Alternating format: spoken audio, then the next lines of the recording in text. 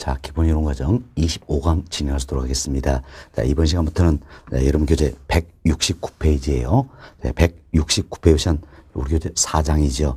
부동산 입지 및 공간 구조론이다. 이분 설명을 좀 드리도록 하겠습니다. 먼저 여러분께 제공된 프린트물 한번 보세요. 프린트물 보시면 1페이지에 이제 4장 입지 및 공간 구조론이다. 그래서 출제 경향이 소개되고 있죠. 최근 5gen이 중요하다 그랬습니다. 25회부터 지난 29회전까지죠. 최근 5년 동안 4장 입지 및 공간 구조론이다. 여기서는 적게는 2문제에서 많게는 3문제 이렇게 출제된 영역이다 할 수 있겠습니다. 물론 24회 시험이었어요.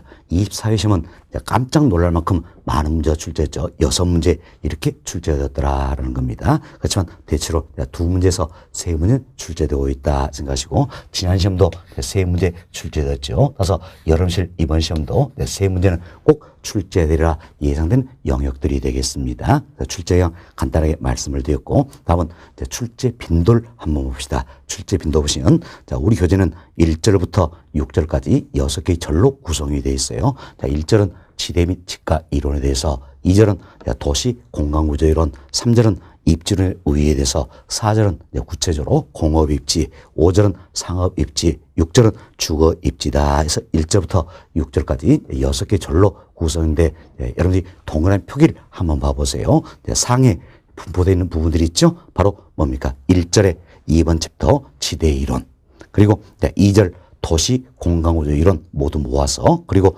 5절에 이제 3번 챕터 상업 입지론, 이 세 가지가 우리 시험에서 집중적으로 출제하는 부분이다 이렇게 생각하시면 돼서, 먼저 기본 이론 과정도에서 지대 이론, 도시 공간구조 이론, 상업 입지론 이분을 우리 집중적으로 정리할 필요가 있다 생각이 됩니다. 그래서 본 과정에서는 1절, 2절 그리고 5절 중심으로 해서 설명을 좀 드리도록 하겠습니다. 그리고 4절 공업 입지다 이 부분은 저희들이 심화 과정을 통해서 한 번쯤 설명을 드려도 충분한 내용들이다 생각하시고, 1절, 2절, 3절, 5절 중심으로 설명을 좀 드리도록 하겠습니다. 자, 이렇게 해서 저희들이 이제 출제 경향, 출제 빈도 여기까지는 다 말씀을 드렸습니다. 다음은 이제 본 교재 통해서 학습하도록 하겠습니다. 네. 자, 169페이지 보세요. 169페이지 보시면 이제 이 장에서 알아야 할 주요 지문이다 나와 있죠. 이 부분들은 우리가 4장 입지 및 공간구조이다 설명을 다 들어보시고, 제가 찍어드린 문제 있을 겁니다. 그 문제를 먼저 풀어보시면 될 것이다 생각이 됩니다. 일단 넘어가도록 하겠습니다. 여러분 교재 172페이지를 보세요. 172페이지는 1절 지대 및 지가론이다 소개되고 있는데, 1번 챕터부터 간단하게 설명을 드립니다. 1번 챕터는 지대 및 지가다라는 건데, 흔히 우리가 이제 몇 차례 말씀드렸지만 지대라는 것은 토지의 임대료다 이렇게 생각하시면 되겠죠. 토지의 임대료다. 자, 임대료 줄여서 우리가 임료 표현해. 임료는 뭡니까? 바로 사용 수익의 대가다 이렇게 보시면 되겠습니다. 그래서 지대라는 것은 토지의 사용 수익에 대한 대가다 생각하시고, 사용하고 수익하는 것은 일정 기간 동안이 되겠죠. 그래서 이는 이제 유량의 개념이 된다. 플로우 이렇게 생각하시면 되겠습니다. 자, 저희들이 수용우편에서 한번 배웠었죠. 다음 지가라는 게 있습니다. 지가는 쉽게 토지의 가격이다 생각하시면 되죠. 가격이니까 결국 토지의 교환의 대가다 이렇게 보시면 되겠어요. 교환은 일정 기간 동안 이루어집니까? 일정 시점에서 이루어집니까? 그렇죠. 일정 시점에서다. 따라서 지가는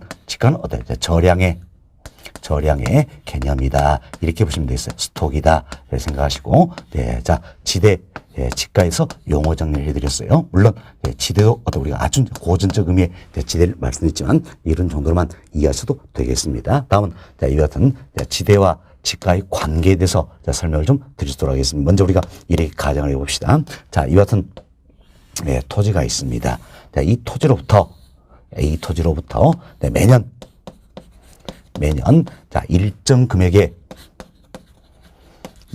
일정 금액의 지대가 영구히 발생한다.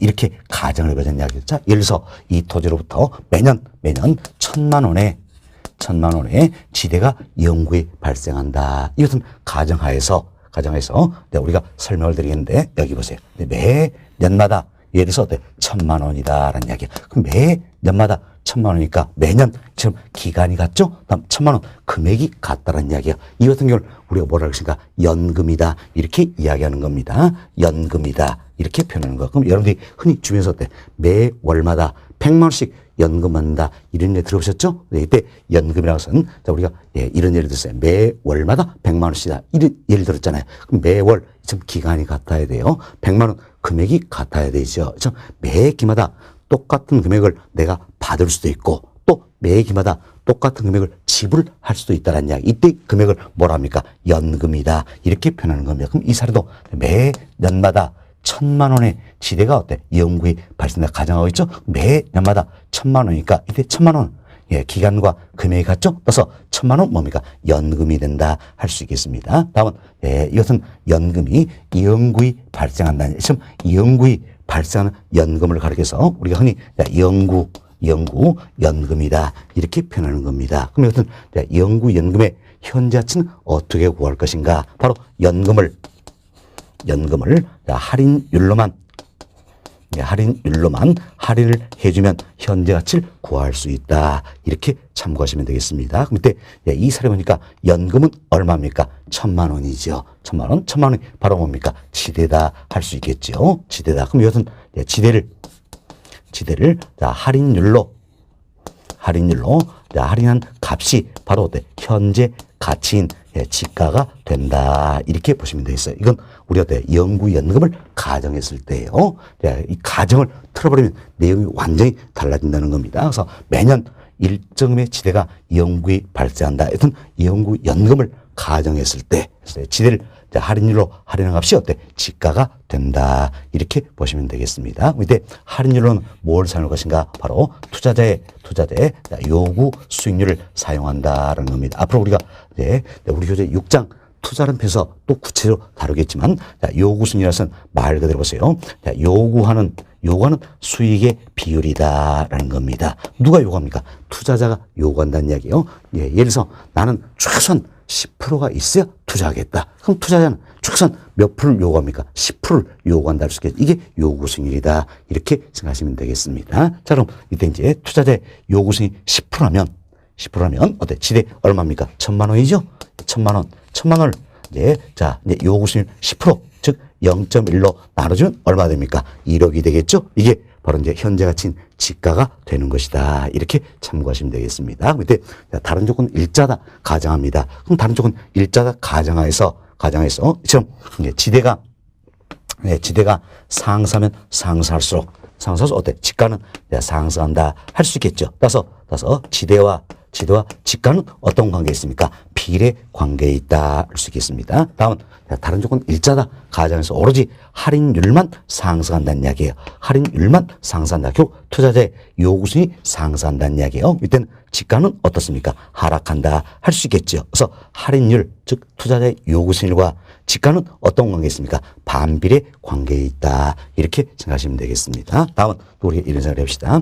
이 토지에 대한 위험이 증가하면 증가할수록 지가는 상승할까요? 하락할까요? 지가는 하락한다 할 수 있겠죠. 그래서 이건 이렇게 생각하시면 되겠어요. 위험이 증가하면 증가할수록 투자자는 어때? 위험이 증가하니까 더 많은 걸 요구하겠죠. 그래서 요구 수익률이 상승을 하게 된다. 그럼 결국 투자자의 요구 수익이 상승하면 할인율이 어때? 상승한 셈이죠. 할인율이 상승하면 지가는 어때? 하락한다. 이렇게 보시면 돼요. 그리고 아주 쉽게 이런 생각하세요. 그래서 내가 이 토지를 가지고 있는데 이 토지에 대한 위험 요인이 증가한다는 이야기예요. 그럼 토지에 대한 위험 요인이 증가하면 땅값은 올라갈까요? 떨어질까요? 떨어지겠죠. 지가는 하락한다. 아주 쉽게 이렇게 생각하시면 되겠습니다. 됐습니다. 자, 이렇게 해서 저희는 이제 지대와 지가의 관계를 말씀을 좀 드렸습니다. 이는 매년마다 일정의 지대가 연구이 발생한다. 이런 가정하에서 설명을 드렸다. 이렇게 보시면 되겠어요. 이 내용이 1번 챕터에 나와 있는 내용이에요. 1번 챕터는 출제점도 굉장히 낮은 부분입니다. 몇 가지만 살펴보도록 하겠습니다. 자, 양고로 1번 봅시다. 1번 챕터에 양고로 1번 여기 보시면 지대 및 지가의 의의다 소개됐죠? 첫 번째로 보세요. 지대란 일정 기간 동안 토지의 사용 선택을 의미하므로 유량의 개념이다. 우리 설명했죠? 지대는 자, 일정 기간 동안 사용 수익의 대가다. 그래서 유량의 개념이다. 아주 고전적 의미의 지대가 되겠습니다. 그리고 한 세 줄 내려와 보세요. 결국 양관의 1번, 네 번째 줄 중간점 봅시다. 중간점은 지가란 일정 시점에서 토지의 교환 대가를 의미하므로 저량의 개념이다. 자, 지가는 일정 시점에서 토지의 교환된 대가가 되겠죠? 그래서 저량의 개념이다. 이렇게 생각하시면 되겠습니다. 다음 양고로 2번 봅시다. 내가 설명 다 드렸죠. 예, 지대와 지가의 관계가 되는데 첫 번째 보세요. 매년마다 일정 금액의 지대가 영구히 발생한다. 이것은 가정하에서 우리가 설명드렸죠. 예, 자, 지대를 할인율로 할인한 값, 즉 지대의 현재 가치가 뭐가 됩니까? 지가가 된다. 그래서 지대를 할인율로 할인한 게 현재 가치가 되겠죠? 바로 지가가 된다. 이렇게 보시면 되겠어요. 그 아래줄 중간쯤 보세요. 이때 할인율은 투자자의 어때? 요구 순위를 사용한다라는 겁니다. 그래서 박스 보니까 지대를 할인율로 할인한 값이 뭐가 됩니까? 지가가 된다. 자, 이는 매년마다 일정 지대가 영구히 발생한다. 이건 가정하에서 나온 식이다. 생각하시면 되겠습니다. 그래서 동그라미 1번 지대가 상승하면 지가가 어때? 상승하죠? 그래서 그 부분 지대와 지가는 어떤 관계? 비례 관계에 있다라는 겁니다. 동그라미 2번 할인율이 상승하면 지가는 하락한다. 자, 처음 할인율이 상승하면 지가는 어때? 하락한다라는 겁니다. 그래서 그 부분 할인율과 지가는 반비례 관계에 있다라는 거죠. 동그라미 3번 토지에 대한 위험이 증가할수록 지가는 하락한다. 자, 보세요. 위험이 증가하면서 지가는 하락한다. 설명됐죠? 네, 이런 정도로 이해가 좀 되시면 되겠습니다. 다음은 여기 보세요. 이제 저희들이 지금까지 이 지대와 지가에 대해서 말씀을 드렸어요. 그런데 지대 관련된 이론은 또 아주 다양하고요. 지가 관련된 이론은 또 아주 다양하다 할 수 있습니다. 그 중에 우리 점에서 빠지지 않고 출제되는 게 바로 뭡니까? 지대 관련된 이론들이다. 이렇게 생각하시고 2번 챕터에 나와 있죠?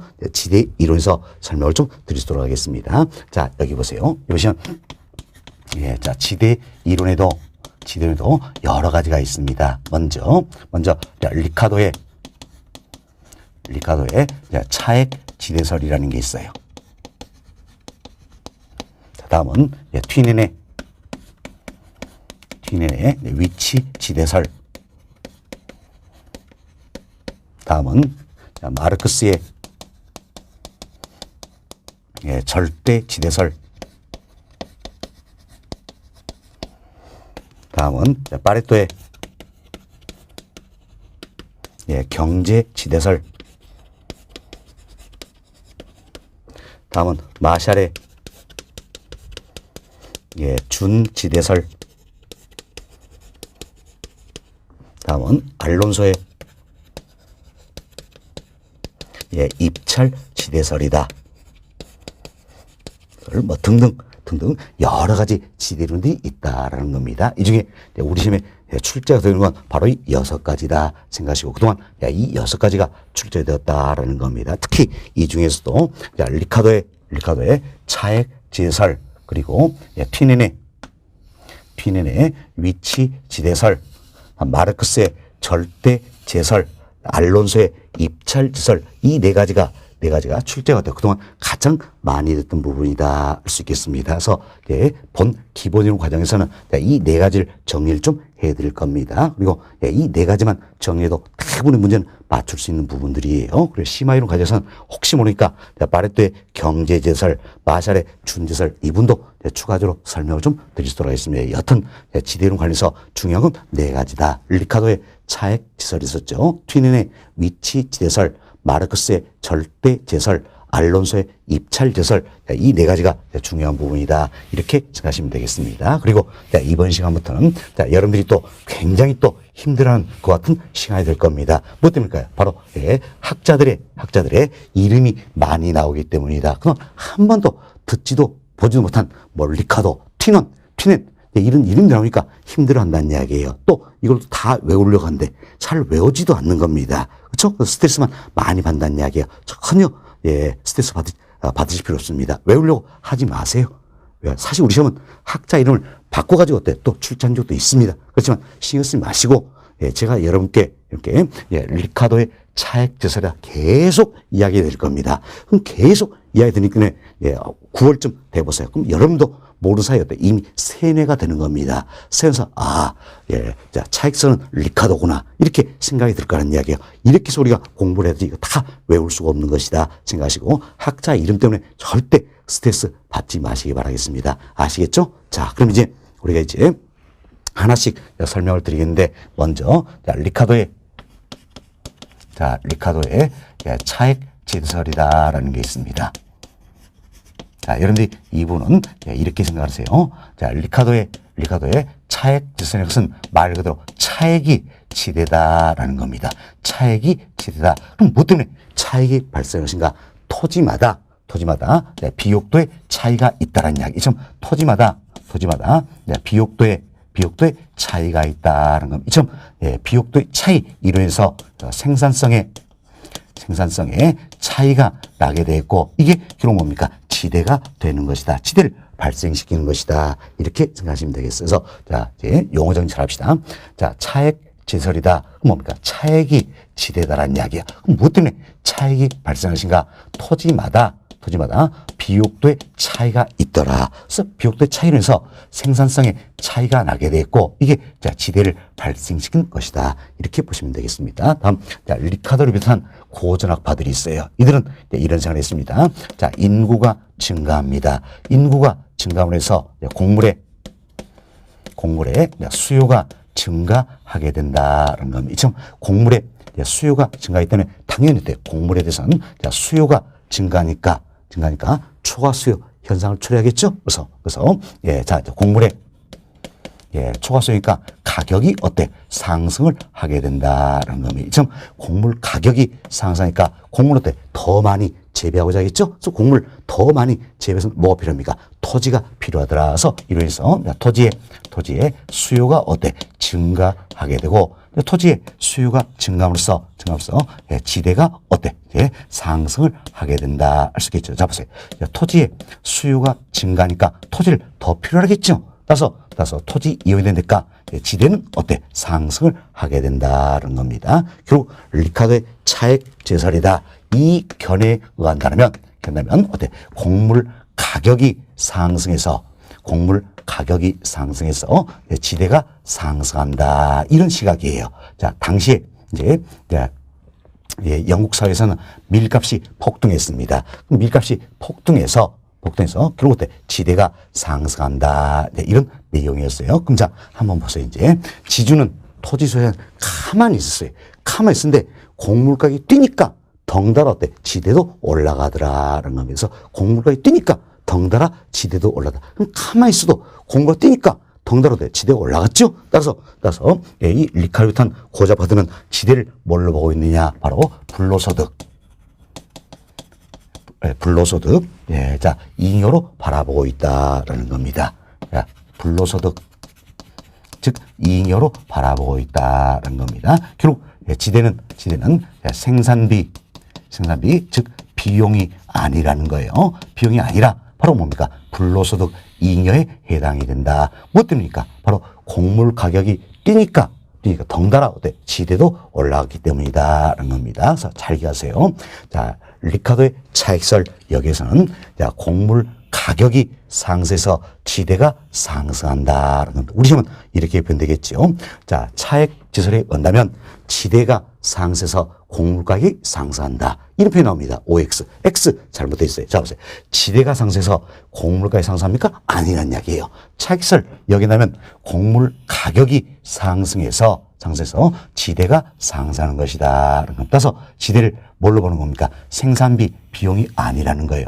생산비 비용이 아니라 바로 불로소득 잉여로 바라보고 있다는 겁니다. 이처럼 곡물 가격이 상승해서 지대가 상승하기 때문에 지대는 자, 곡물 가격의 구성 요인이 될 수 있다 없다? 없다라는 이야기지요. 뭐 때문입니까? 바로 곡물 가격이 상승해서 지대가 상승하기 때문이다. 이렇게 생각하시면 되겠습니다. 여튼 자, 차액설 여기서는 지대를 뭘로 보는 겁니까? 바로 자, 불로소 이잉여로 바라보고 있다. 생산비, 즉 비용이 아니란 얘기예요.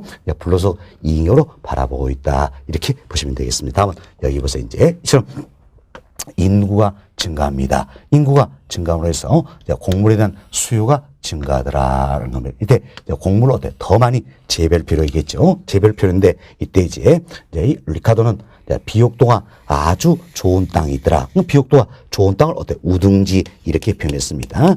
비옥도가 좋은 땅을 우둥지다. 이건 쉽게 이런 사세요. 땅의 우둥생이다.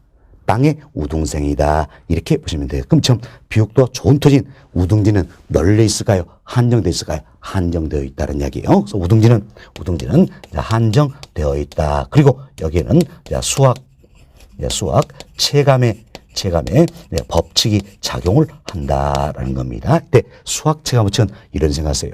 자, 이제 우둥지가 한정이 돼 있죠? 이제 한정된 우둥지에 곡물을 더 많이 재배하기 위해서 씨를 계속 뿌려갑니다. 그럼 계속 뿌려가면 처음에는 씨 뿌린 양에 비해서 수확된 양이 점점 늘어난다는 이야기예요. 그러나 일정 순간을 벗어나면 씨 뿌린 양에 비해서 수확된 양이 늘긴 늘지만 점점 적게 늘어난다는 이야기예요. 이게 바로 뭡니까? 수확 체감이다. 이렇게 보시면 점점 적게 늘어난 데서 체감한다. 이렇게 표현하는 겁니다. 좀 우둥지는 한정이 되어 있고 수확 체감 법칙이 작용하기 때문에 우둥지만 가지고는 안 되겠더라는 이야기예요. 그래서 우둥지보다 이제 비옥도가 낮은 땅을 개간을 하게 된다. 이를 그래서 우리가 이제 열등지 이렇게 표현하는 겁니다. 열등지. 자, 우둥지는 비옥도가 아주 좋은 땅이다. 그래서 땅의 우둥생이다. 그러면 열등지는 우둥지에서는 비옥도가 더 안 좋다는 이야기야. 땅의 열등생이다. 그래서 열등지 이렇게 표현한다라는 겁니다. 그럼 자 보세요. 우둥지와 열등지 간에는 어때? 비옥도의 차이가 있다라는 이야기야. 이래서 생산성의 차이가 나게 된다라는 겁니다. 그래서 이제 그림으로 이렇게 한번 나타내 봅시다. 우둥지는 열등지에 비해서 비옥도가 어때? 좋잖아요. 그래서 생산성이 높다는 이야기예요. 높다서 그림으로 우리 이렇게 표현을 해보자라는 겁니다. 반면 열등지는 우둥지에 비해서 비옥도가 어때? 더 안 좋겠죠. 그래서 생산성이 더 낮다는 이야기예요. 생산성이 이처럼 더 낮다. 이렇게 표현을 해보자라는 이야기예요. 이때 생산성이 가장 낮은 토지가 있어요. 이걸 가려서 리카도는 최열등지다. 이렇게 표현을 했습니다. 최지 또는 같은 말로 한계지다. 이렇게 보시면 되겠어서 자, 최열등지 한계지다. 이렇게 표현했어요. 참 최열등지인 한계지에서도 경작은 가능하다는 이야기예요. 그럼 경작이 가능하다는 이야기는 뭡니까? 정상 이윤을 얻을 수가 있다라는 이야기예요. 정상 이윤도 얻지 못한다면 경작하겠어 안 하겠어요? 안 한다는 이야기예요. 그럼 정상인 얻을 수 있다. 그러나 생산성이 가장 낮은 토지 때문에 결국은 초과 이윤은 존재치 않는다. 오로지 정상 이윤만 존재하게 된다.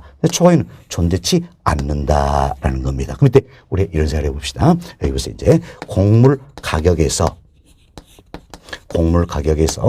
생산비를 빼준다는 이야기예요. 곡물 가격에서 생산비를 빼준다. 이 값이 결국은 뭐가 되는 겁니까? 초과 이윤이 되는 것이다. 이렇게 보시면 되겠어요. 초과이 되는 것이다. 그렇지만 리카도 완전 경쟁 시장을 가정하기 때문에 초과 이윤은 존재치 않는다. 그랬을 때 초과 이윤을 뭘로 인식하는 겁니까? 바로 지대로 인식을 하게 된다라는 겁니다. 그럼 이때 여기 보세요. 최열등지인 한계지는 경작은 가능하다 그랬죠? 경작이 가능한 얘기는 정상 이윤은 존재한다 이런 뜻이에요. 그럼 사실 경작에서는 정상 이윤은 비용 처리하는 겁니다. 그래서 생산비 이 안에 다 들어있는 거예요. 그래서 정상 이윤 생산비 이 안에 들어있다 생각하시면 어때? 곡물가에서 생산을 빼준 게 바로 이제 초과 이윤이 된다. 이해하시겠죠? 됐습니다. 그럼 정상 이윤은 존재한다. 그렇지만 초과 이윤이 존재치 않는다는 이야기예요. 그럼 초과 이윤이 존재치 않는다는 이야기는 결국 자 곡물 가격에서 생산비를 빼준 이 값이 얼마라는 이야기예요? 0이 된다는 겁니다. 이 값이 0이 되기 때문에 결국 지대도 0이 된다 할 수 있겠죠. 지금 자 경작은 가능하지만 생산성이 가장 낮은 토지인 최열등지 즉 한계지에서는 어때? 지대가 발생치 않는다. 지대는 얼마라는 이야기예요? 0이다. 그 이야기예요. 그럼 지대가 0이란 이야기는 결국 뭡니까? 곡물 가격과 생산비가 어때? 같다. 이렇게 생각하시면 되겠지요. 그래서 초과이윤이 0이다. 지대가 0이라는 얘기에서 최열등진 한계지에서는 결국은 곡물 가격과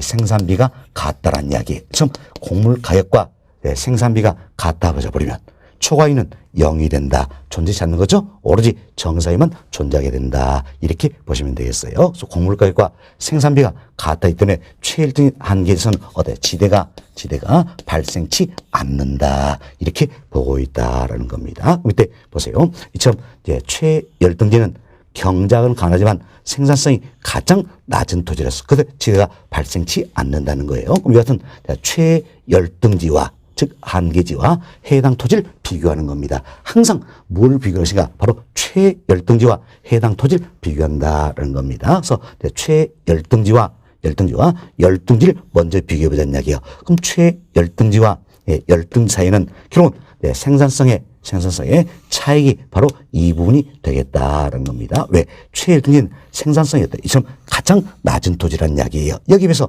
열등지는 생산성이 크겠죠. 그래서 최열등지와 열등지 간의 생산성의 크기를 생산성의 차이를 비교하니까 이 부분이더라. 이 부분이 바로 뭡니까? 열등지를 가지고 있는 지주에게 귀속되는 지대가 된다라는 겁니다. 다음은 우등지입니다. 우등지도 뭐가 비교합니까? 항상 최열등지와 비교한다 그랬습니다. 그래서 우등지와 최열등지 안에 생산성의 차익이 있다라는 이야기야. 바로 이 크기가 되겠지요. 이 크기가 된다는 겁니다. 생산성 차익이 있다. 이 크기다. 이 크기가 바로 뭡니까? 우등지를 가진 지주에게 귀속되는 지대가 된다는 겁니다. 이처럼 차익을 여긴다면 최열등지와 해당 토지 어때? 생산성의 차이가 있다. 이 생산 차이가 결국 뭐가 됩니까? 지대가 된다. 결국 차익이 지대라서 이름을 뭐라 붙였어요? 차익지대다. 이렇게 붙여놨다 생각하시면 되겠습니다. 그래서 항상 여러분들이 해당 토지와 뭘 비교합니까? 최열등지를 비교한다. 이렇게 생각하시면 되겠습니다. 자, 여하튼 리카도의 차익설 여기 원한다면 결국은 지대 발생 원인을 뭘로 볼 것인가? 토지마다 비옥도의 차이가 있다라는 이야기예요. 또한 비옥권 토지 우등지는 어때? 한정이 돼 있다는 거지요. 그리고 수학 체감 법칙이 작용한다. 이들 지대 발생 원인으로 보고 있다는 겁니다. 다음 지대는 그럼 무엇 때문에 상승할 것인가? 무엇 때문입니까? 바로 곡물 가격이 상승했기 때문에 지대가 상승한다. 그래서 지대를 불로소득 이익료로 바라보고 있다. 생산비 비용이 아니란 이야기예요.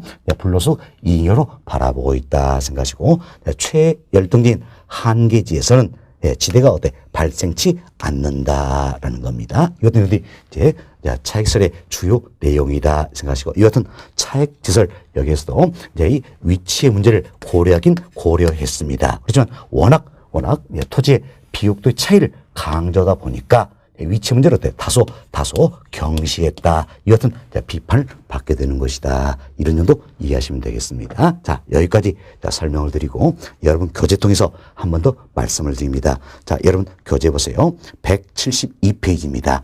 172페이지 하단 보시면 자, 2번 챕터 지대 이론이다 나와 있죠? 예, 지대 이론 옆에다가는 별표 4개 해놓으시기 바라겠습니다. 비록 별표 4개지만 거의 매마다 빠지지 않고 출제가 되고 있다. 이렇게 생각하시면 되겠습니다. 별표 4개 해주시고 양으로 1번 리카도의 차액제설이다. 우리 설명 다 드렸지요. 네, 설명 다 드렸습니다. 교재 한번 봅시다. 첫 번째로 보세요. 자, 리카도는 토지의 비옥도가 지대를 결정해야 되는데 지금 어떤지 토지마다 비옥도의 차이가 있다. 이로 인해서 생산성의 차이가 나게 됐고 지대가 발생을 하게 된다. 그 이야기예요. 예, 자, 토지 비옥도가 지대를 결정했는데 지대가 발생 이유는 비옥한 토지의 양이 상대적으로 희소하다는 이야기. 결국 우등지는 비옥한 토지죠. 한정이 되어 있다라는 겁니다. 자, 그리고 토지의 수학 체감 법칙이 작용하고 있기 때문이라 하였다는 거죠. 즉, 토지의 비옥도의 차이 및 비옥한 토지, 즉 우등지는 한정되어 있다. 수학 체감 법칙의 작용을 어때? 지대 발생 원인으로 보고 있다는 겁니다. 자, 그리고 박스 한번 보세요. 박스 보시면 자, 토지마다 비옥도의 차이가 있다 그랬죠? 이로 인해서 생산성의 차이가 나고 지대가 발생을 하게 된다는 겁니다. 다음 인구가 증가합니다. 인구가 증가할수록 곡물의 어때? 수요가 증가하겠죠. 그래서 곡물의 가격이 상승하게 되고 토지의 수요가 증가합니다. 그래서 지대는 상승을 하게 된다는 겁니다. 동그라미 1번 봅시다. 자, 곡물 수요 증가가 재배 면적을 확대되며 이 경우 비옥도와 위치에 있어서 이처럼 우등지와 열등지가 어때? 발생을 하게 된다는 겁니다. 이때 지대는 한계지를 기준으로 하여, 자, 한계지는 뭡니까? 최열등지지요. 최열등지인 한계지, 이걸 기준으로 하여 이보다 생산력이 높은 토지의 대가를 말한다. 왜? 최열등지, 즉 한계지는 경작은 가능하다 그랬으나 생산성이 가장 낮은 토지라고 그랬지요. 이보다 생산이 높은 토지의 대가, 이게 지대가 된다는 겁니다. 다음 동그라미 2번 보세요. 한계지는 최열등지로 한데 경작된 토지 가운데 생산성이 가장 낮은 토지를 말한다. 이러한 한계지에서는 생산물 가격과, 자, 이게 있죠. 생산물 가격이 곡물 가격이죠. 생산물 가격과 생산비가 일치한다는 이야기야. 일치 때문에 지대가 어때? 발생하지 않는다. 잘 기억하셨죠? 리카도의 차익을 얘기한다면 최열등인 한계지선 지대가 어때? 발생하지 않는다라는 겁니다. 동그라미 3번. 자, 어떤 토지의 지대는 그 토지의 생산성과 한계지의 생산성과의 차이에 의해서 결정된다. 그래서 항상 뭘 비교한다 그랬습니까? 최열등지와 해당 토지를 어때? 비교하는 것이다. 이렇게 설명드렸죠. 그래서 이제 열등지도 우리 최열등지와 비교했죠? 즉 한계지와 비교했습니다. 우등지도 뭐가 비교했습니까? 최열등지인 한계지와 비교했다는 겁니다. 즉 어떤 토지의 지대는 그 토지의 생산성과 한계지의 생산성과의 차이에 의해서 결정이 된다는 겁니다. 그래서 리카도 지대를 뭐라고 했습니까? 차액지대다. 차액이 지대서 차액지대다. 이렇게 표현했다는 겁니다. 동그라미 4번. 지대가 곡물 가격이 결정한 게 아니죠. 곡물 가격에 의해서 지대가 결정이 된다는 겁니다. 그래서 지대는 생산비 일부가 아니죠. 생산비, 즉 비용이 아니란 이야기예요. 바로 뭡니까? 불로소득 이익녀가 되는 것이다. 따라서 지대는 토지 생산물 가격, 즉 곡물 가격의 구성요인이 될 수 있다 없다? 없다는 이야기예요. 구성이 되지 않으면 또한 될 수도 없다는 겁니다. 동그라미 5번. 토지의 위치의 문제를 다소 경시했다 그랬지요. 물론 위치의 문제도 고려인 고려했어요. 그러나 다소 경시했다. 왜? 워낙 비옥토체를 강조하다 보니까 위치 문제를 다소 경시했다는 겁니다. 그리고 한계지, 즉 최열등인 한계지에서는 지대 발생을 설명하지 못하고 있다. 이 같은 문제점이 있다. 이렇게 보시면 되겠습니다. 이 정도로 이해하시면 크게 우리 시험에서 문제가 없을 겁니다. 다음은 자, 여기 보세요. 저희들이 조금 전에 설명드리면서 리카도의 차액지설이다. 여기서는 자, 위치 문제를 고려인 고려했지만 이것은 위치 문제를 다소 경시했다 그랬지요. 경시대 위치 문제를 고려해서 나오게 된 게 바로 뭡니까? 튀넨의 위치 지대설이다. 이렇게 생각하시면 되겠습니다. 튀넨의 위치 지대설이다. 자, 이때 튀넨은 아주 유명한 사람이에요. 이 사람은 고립국이라는 책을 썼습니다. 고립국도 굉장히 유명한 책입니다. 그래서 입지론에 시초도 할 수 있는 이 책이 되겠는데, 고립국이다. 말 그대로 보세요. 고립된 나라라는 이야기예요. 고립이 돼 있으면 외부와 완전히 단절돼 있다 할 수 있겠죠. 그래서 이제 튀넨은 외부와 완전히 단절된 이처럼 원형 모양의 하나의 도시를 상정한다는 겁니다. 원형 모양의 하나의 도시를 상정한다. 그럼 이 도시는 외부 어때? 완전히 단절이 돼 있다네. 그래서 이 도시 자체적으로 생산과 소비가 이루어진다는 겁니다. 그래서 도시 전반적으로, 이 도시 전반적으로 생산을 합니다. 생산하고 소비는 여기에서 이루어진다는 이야기예요. 이를 흔히 우리가 소비지다. 네, 이렇게 표현하기도 하고, 자, 이를 소비지. 이렇게 표현하고, 또는 도심이다. 또는 중심이다. 참 다양하게 표현되고 있다는 겁니다. 그럼 보세요. 여기에서 생산해도 소비는 여기에서 이루어진다는 이야기예요. 여기에서 생산해도 소비는 여기에서 이루어진다는 겁니다. 이때 이 토지와 이 토지의 비옥도가 같다면 지대는 어때? 같아야 되겠죠? 같아야. 자, 보세요. 리카도의 차익설 여기에 온다면 이 토지와 이 토지의 비옥도가 같다면 지대는 같아야 된다는 거. 그러나 튀넨이 바라보니까 이 토지와 이 토지의 비옥도가 같더라도 지대 차이가 있다는 이야기예요. 뭐 때문일까요? 바로 위치의 문제다라는 겁니다. 위치의 문제다. 이처럼 위치에 따라 지대의 차이가 날 수 있다. 이렇게 주장했다라는 겁니다. 그렇죠? 그래서 지대 결정이 토지 비옥도만이 아닌 위치에 따라 달라지는 위치지대, 이 같은 개념을 통해서 현대적인 입지론의 기초를 제공하고 있다. 이렇게 보시면 되겠습니다. 결국은 위치에 따라 지대 차이가 날 수 있다. 그래서 위치의 중요성을 강조하기 위해서 결국 수송비라는 개념을 도입을 하게 된다. 어찌 보면 튀넨의 위치 지설이다. 이는 튀넨 위치설은 리카도의 차액기설 여기에다가 수송비를 포함시킨 개념이다. 이렇게 생각하시면 되겠어요. 이때 수송비는 오로지 거리에 비례한다. 이렇게 가정하고 있는 겁니다. 수송비는 오로지 거리에 비례한다. 이렇게 보시면 되겠어요. 그럼 자, 벌써 이제 여기에서 생산해서 여기서 소비가 이루어져. 그럼 도심, 즉 중심까지 거리가 가까울수록 수송비는 적게 드는 것이고, 거리가 멀면 멀수록 수송비는 많이 든다. 그래서 수송비는 오로지 거리에 비례한다. 이렇게 가정하고 있다는 겁니다. 자, 일단 벌써 이제 튀닝이 한다면 자, 지대는 매상고에서 생산비를 빼준 값이란 이야기. 이때 매상고는 결국 뭐라고 합니까? 곡물 가격을 의미하는 거예요. 곡물 가격을 의미한다는 겁니다. 그래서 매상고에서 생산비를 빼준다. 여기까지는 리카도의 차익지설 관련된 내용이다. 여기에 튀는 뭘 고려했습니까? 수송비, 이걸 고려했다는 거. 그럼 수송비도 비용이니까 당연히 여기서 수송비를 빼줘야 된다라는 겁니다. 지대는 매상고 곡물 가격이죠. 여기서 생산비를 빼주고 수송비를 빼준 값이다라는 겁니다. 사실 매상고에서 생산비를 빼준 값이다. 여기까지는 뭡니까? 리카도의 차액지설이라고 그랬죠? 여기에 튀는 뭘 고려했어요? 수송비를 고려한 것이다. 수송비 비용이가 빼준다니 해서 지대는 매상고에서 생산비와 수송비를 빼준 값이다. 이렇게 생각하시면 되겠어요. 이때 이제 매상고와 생산비가 일정하다면 결국 지대는 뭐에 결정됩니까? 바로 지대는 수송비에 의해서 결정이 되어진다 할 수 있겠죠. 그럼 우리 쉽게 이런 예를 들어봅시다. 매상고가 100이란 이야기예요. 100인데 생산비가 50이다라는 겁니다. 자, 그럼 수송비가 20이라면 매상고에서 생산비 빼주고 수송비를 빼준 값이 바로 뭐가 되니까 지대가 되는 것이다. 얼마입니까? 30이 된다. 이렇게 보시면 되겠습니다. 됐습니다. 다음은 이제 매상고가 100이고 생산비가 50이라는 이야기예요. 매상고와 생산비가 일정하다는 이야기. 이때 수송비가 40이라면 이걸 빼주면 지대는 얼마가 되는 겁니까? 10이 되는 것이다. 이렇게 보시면 되겠어요.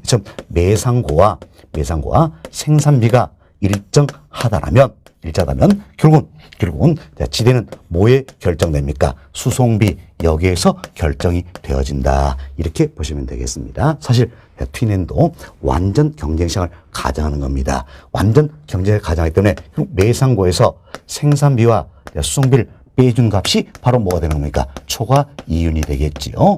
초과인데 완전 경쟁이니까 초과이윤은 존재치 않는다. 이 초과이윤을 뭘로 인식하는 겁니까? 바로 지대로 인식을 하게 된다. 그래서 지대는 매상고에서 생산비와 수송비를 빼준 값이다. 이렇게 생각하시고, 매상고와 생산비가 일정하다면 지대는 결국 뭐에 결정됩니까? 수송비, 여기에서 결정이 된다. 이렇게 보시면 되겠습니다. 자, 그럼 여기 보세요. 이제 도심으로 가면 갈수록, 도심으로 가면 갈수록, 거리가 가까워지니까 수송비는 많이 들까요? 적게 들까요? 적게 들겠지요.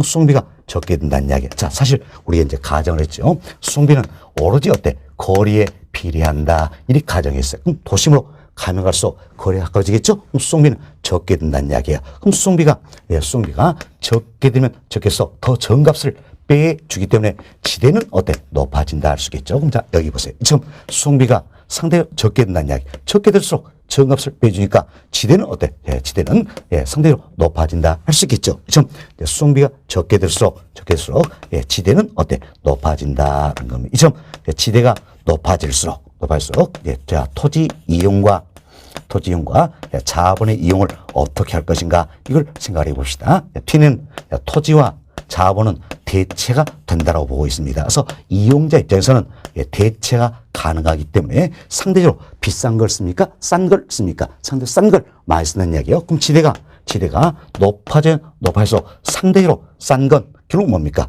토지입니까? 자본입니까? 자본이 될 수 있겠지요.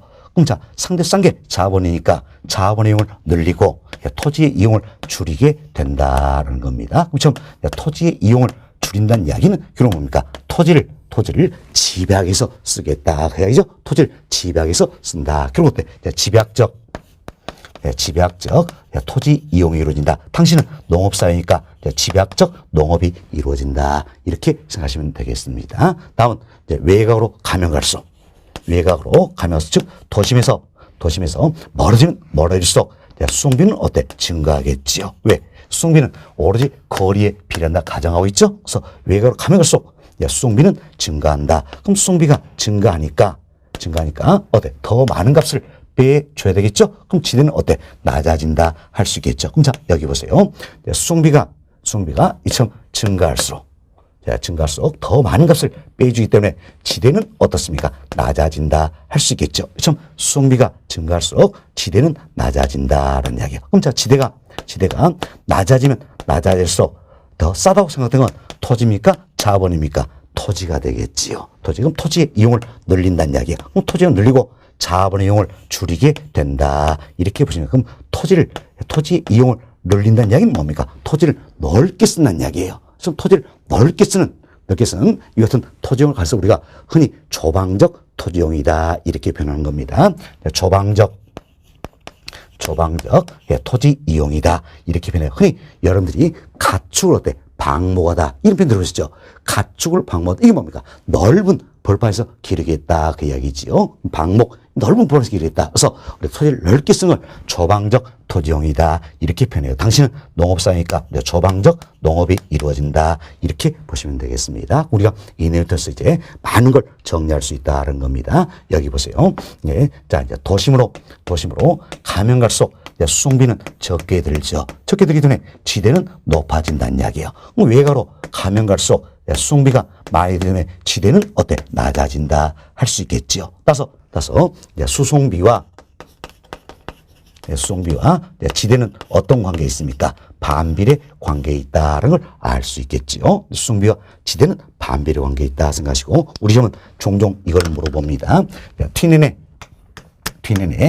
위치 제설 여기에 간다면 Tnen의 위치를 여기에 간다면 외곽으로 가면 갈수록 즉 도심에서 멀어지면 멀어질수록 지대는 높아집니까? 낮아집니까? 낮아진다. 지대가 감소한다. 이렇게 생각하시면 되겠어요. 그래서 외곽으로 갈수록 지대는 낮아진다. 그리고 상식적으로 우리 예를 생각합시다. 자 보세요. 도심에서 멀어지면 멀수록 즉 외곽으로 갈수록 상식적으로 수송비는 증가하겠죠? 또 외곽으로 갈수록 지대는 낮아진다. 상식적으로 생각하자는 이야기예요. 외곽으로 가면 갈수록 수송비는 증가하고 지대는 낮아진다. 그래서 우리 시험에 종종 이분이 출제된다 그랬죠. Tnen의 위치 해설 여기엔다라면 외곽으로 가면 갈수록 지대는 지대는 낮아진다. 이렇게 보시면 되겠습니다. 자, 그럼 여기 보세요. 이제 도심으로 가면 갈수록 수송비가 적게 된다 그랬죠. 그럼 수송비가 적게 된다는 이야기는 그만큼 이제 수송비의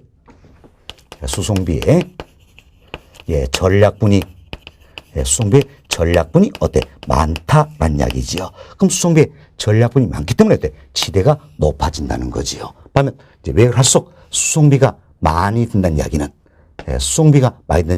수송비의 전략분이 많다는 뜻이요, 적다는 뜻이요, 적다. 그럼 수송비의 전략분이 적기 때문에 지대는 낮아진다라는 겁니다. 다시 보세요. 자, 도심으로 가면 갈수록 수송비가 적게 된다는 이야기는 그만큼 수송비가 전략이 많이 되겠죠? 수송비의 전략분이 많다. 그래서 지대가 높아지는 것이고 외곽으로 갈수록 수송비가 많이 된다는 이야기는 수송비의 전략분이 적다라는 이야기. 그래서 지대가 낮아진다라는 겁니다. 낮아진다. 결국 T낸다면 지대를 뭘로 보고 있는 겁니까? 바로 수송비의 전략분이다. 이렇게 보고 있다는 겁니다. T낸다면 튀내면 예, 자 지대는 뭐가 되는 겁니까? 수송비의 전략분이 되는 것이다. 이렇게 생각하시면 되겠어요. 자 다음은 여기 봅시다.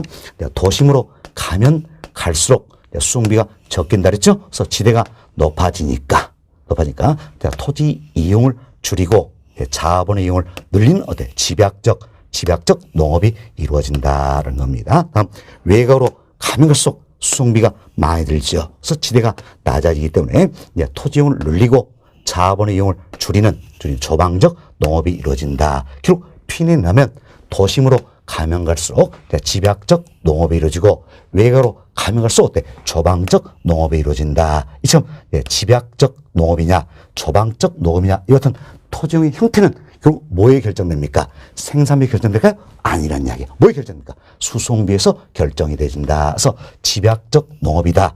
조방적 농업이다. 이 같은 토종의 형태는 결국 뭐에 결정됩니까? 수송비에 의해서 수송비에서 결정이 되어진다는 겁니다. 그리고 도심으로 가면 갈수록 집약적 농업, 외곽으로 가면 갈수록 조방적 농업이 이루어진다. 이 자체를 동심원 형태로 설명하고 있죠. 그래서 동심원 지대 모델을 제시하고 있다는 겁니다. 이처럼 동심원의 형태로서 이처럼 동심원의 형태로서 자 도심으로 가면 갈수록 어때? 집약적 농업이 이루어지고 외곽속 조방적 농업이 된다. 그래서 모두 6개의 동심원이 있어 전혀 신경 쓸 필요 없이 결국 튀내는 참 동심원 지대 모델 제시했다. 이런 정도만 이해하시면 되겠습니다. 이렇게 이해하시고 다음은 이제 지대 곡선을 한번 그려볼 수도 있는데 어려운 건 아니에요. 자 여기 봅시다.